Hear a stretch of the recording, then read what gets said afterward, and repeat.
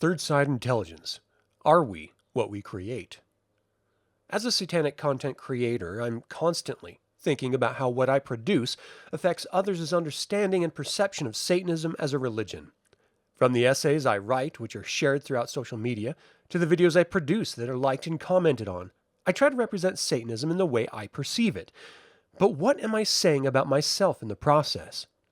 Do people consume this content and believe they are in some way connecting with me as an individual? By consuming this content, are they in part accepting the responsibilities of its creator, me, my habits, mannerisms, thoughts, and expressions? Are we what we create? I would like to think that I have some anonymity from my audience. I want a space between us, not just for myself, primarily for myself, but also for the audience. You shouldn't care about me as the producer as much as you care about the content produced. I use a version of myself to represent the work, to package and brand it. You know, to sell it to you. But the content stands on its own, for good or ill. And the persona I adopt and display for this content is just a creation of mine, not intended to be taken as a direct version of the man I am in my personal interactions with others. Am I, in some way, rationalizing this approach so I can then extrapolate it towards people in the greater world at large? So I could excuse my indulgence in the content others have created despite their wretched and illegal personal behaviors?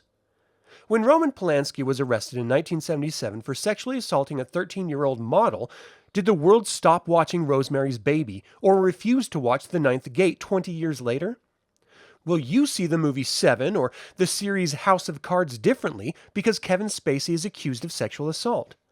What about the near daily press coverage of other actors and comedians being accused of inappropriate or illegal behavior?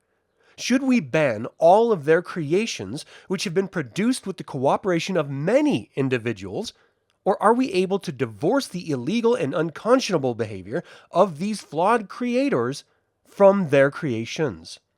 And by making such a separation of the creations from the creators, are we in some way justifying that behavior? No. I don't think we should make the creations disappear, and I don't think we justify the appalling behavior by finding value in things made by people who have acted inappropriately toward others. We are not making political statements simply because of the content we consume to be entertained. And equally, we do not need to accept this behavior if we find value in these works. Our actions of turning on a movie, reading a book, or listening to music are not tacit approvals of all the behaviors their creators have exhibited, good or bad. We need to stop looking at everyone we do as some justification for others' behavior and focus on ourselves, focus on our own motivations and expressions. As a Satanist, I take responsibility for my own actions in life. I do not take responsibility for the doings of others. I refuse to accept that I support Harvey Weinstein's illegal behavior because I will continue to watch Pulp Fiction. But I will speak out against said behavior if the proper opportunity comes up. I don't have to be a cheerleader for the destruction of others. They seem to be doing a pretty good job of it themselves.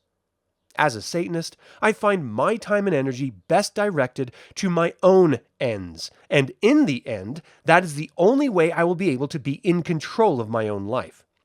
We are not what we create, but we are responsible for it. We can admire creations without endorsing every act of the people who made them.